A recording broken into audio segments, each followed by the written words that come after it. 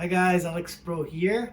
I got a great response from my previous video on how to play mixo without memorizing the 7-note shapes, right? For people who are either getting started with mixo or who want to maybe change up their phrasing a little bit. And what we talked about was, using two pentatonic shapes that have all the notes in mixo. So, stay in the key of A. So what we did, we would play A major pentatonic, right? And then if we play a perfect fifth above, which is E in the key of A, and we played the minor pentatonic, so E minor pentatonic. Those two scales combined, they have all the notes for mixo, right? So we talked about that. Today I want to expand it a little bit more and give you guys an exercise on how to look at these shapes combined, and so you can start visualizing these things over the fretboard, and it will help with your improv when you're thinking that way, right? So one exercise that I usually give my students that it's really good for that is to superimpose a shape of the major pentatonic and then superimpose the shape of the minor pentatonic over it, right? So let me explain that better. So in the key of A here, so if we have our first shape of A major pentatonic, right? So what we gotta think is, what shape of E minor pentatonic, right? Again, we're trying to play mixo with the pentatonic. So what shape of E minor pentatonic is nearby? It's over this area. And in this case, it will be the third, right? So the third shape of E minor pentatonic,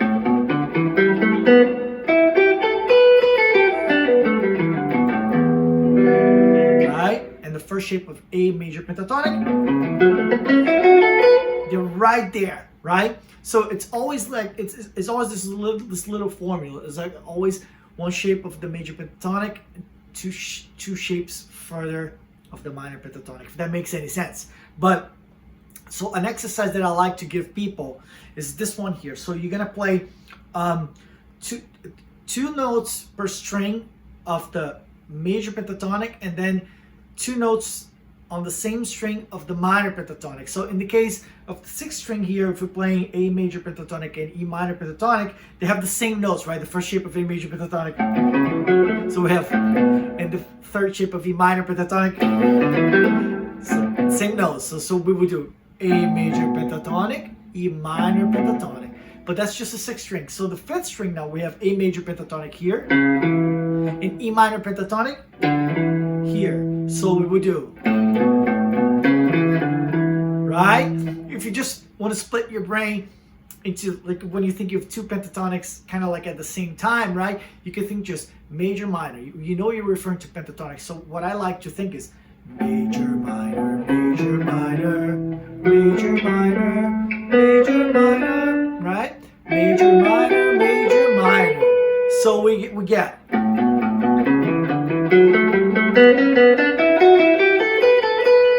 right? And on the way back, I just change it up a little bit. Instead of going in this direction, I go like this. So we go major, minor, major, minor, major, minor, major, minor, major, minor, major, minor, right? So up tempo.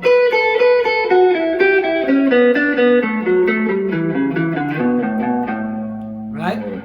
Now, just playing this to a click will be fine, but because we really want to get the mixos out in our heads, what I recommend people to do, if you have a looper, which is a great thing for practicing, I recommend everybody gets a looper.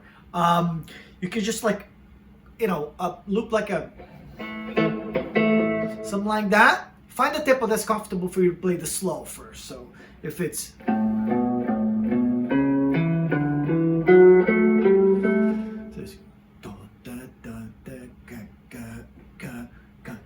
right, and then we can play double time. But what I recommend people is, it doesn't matter how fast you play this. It's not about that. It's about playing in time. The whole purpose of playing in time is because it will force you. You have to visualize the next note in time, because the metronome is not going to wait for you, right? But it's just fun to do over like a groove in A, so it's not boring, just a click, right? So I looped this one here. Just that, and then you can play slow first.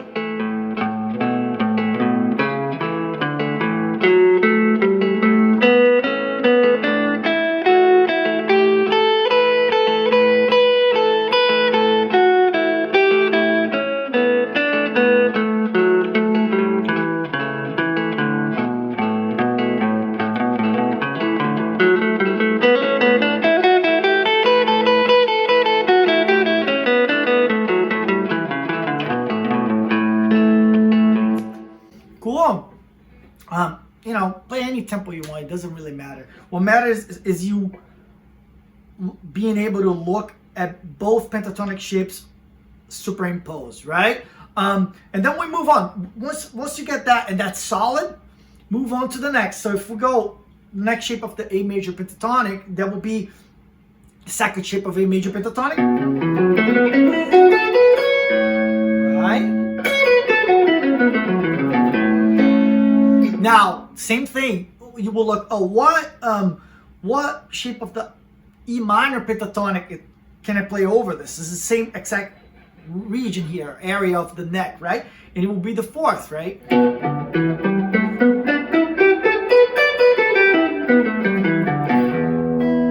Cool. So again, first shape of major. What shape's right on top of it? This is third of minor pentatonic. Again, we're talking about first shape of major of the key, and the shape of the minor pentatonic is the perfect fifth above it, right? So it's always like first of major, third of minor, second of major, fourth of minor, right? It always moves like that. So then we will have, if we're going to play the same exercise, we will have major, minor, major, minor, major, minor. Here's the same, right? Major, minor, major, minor, major, minor, right? Same thing, major, minor, major, minor, major, oh, sorry, major, minor, major, minor, major, minor, major, minor, right? And then if we play that with the groove,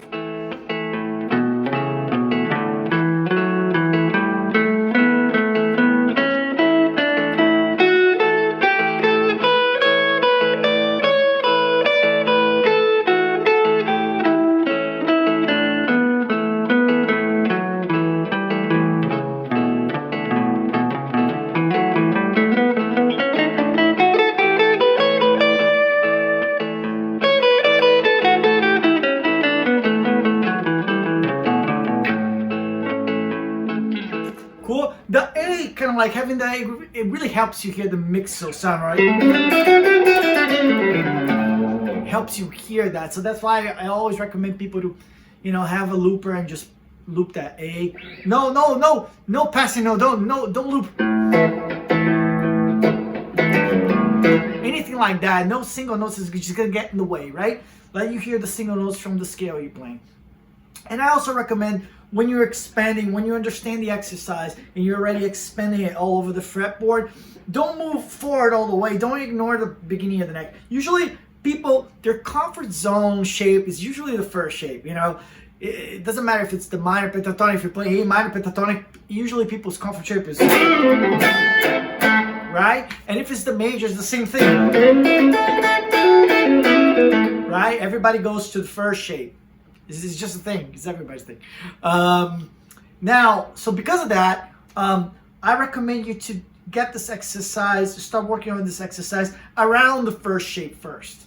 That makes sense? So you would do first shape of major, third of minor, second of major, fourth of minor, then go here and play, if you want to think of a relative minor pentatonic, and play a fifth of major, right?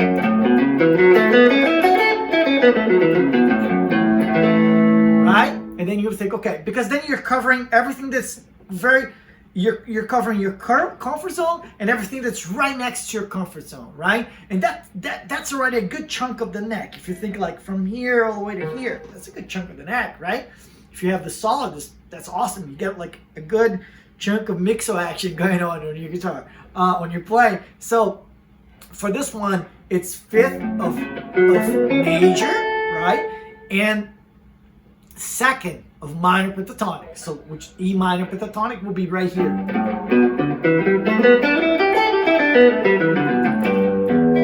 Cool. So we have what? Major, minor, major, minor, major, minor, major, minor. This is the same, right? And then major, minor, major, minor, right? Major, minor, major, minor, major, minor. It's the same. Major, minor, major, minor, major, minor, right? So it's really cool because you do this enough, and try to do it with the loop, because that's just a fun way of doing it, so it doesn't get boring, and you can practice for longer. And then you will see how you will start looking at the mixo scale differently if you're already used to mixo. And you will find these little like little nuggets of things that you like. Let's say if you're doing that on the first thing, you find, right, major, minor, and you're like, oh, I like this sound.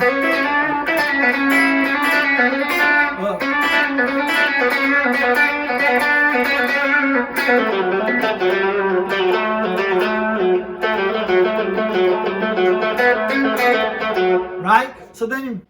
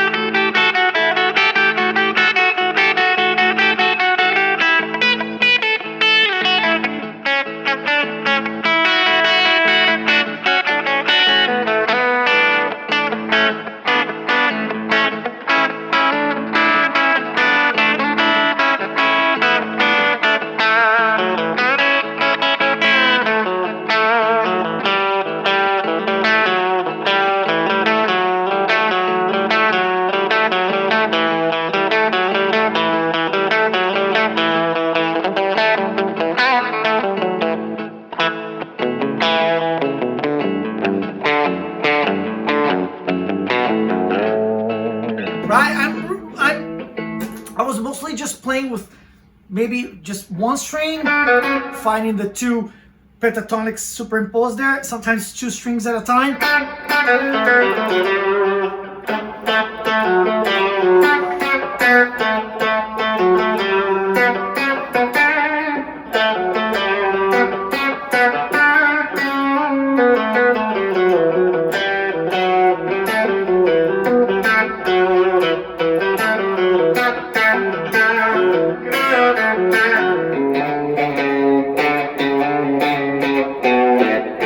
Whatever, doesn't matter.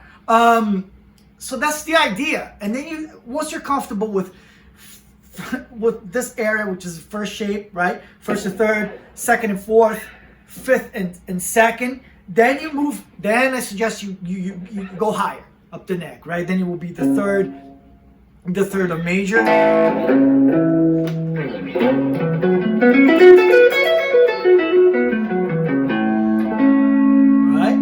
Look, oh, what's the minor pentatonic? It's E minor pentatonic, again, the perfect fifth above.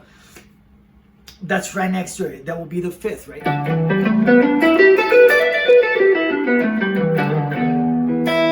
Right? And that's how you move it. And then you will see that your phrasing makes a completely change. All that being said, that's not to neglect the 7-note shapes, your standard.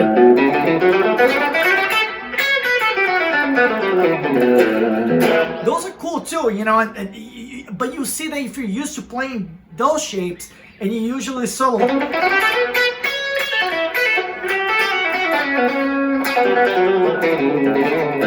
stuff like that, right? And when you're thinking about the two pentatonics combined, your phrasing will completely change. That's not to say one is better than the other. It's just that's different. If you want to expand your phrasing, you're getting bored with your phrasing, or you just want to try something new, find find cool new things that you know, think of new ways that you haven't thought about yet when you're playing. So this is a good exercise for that.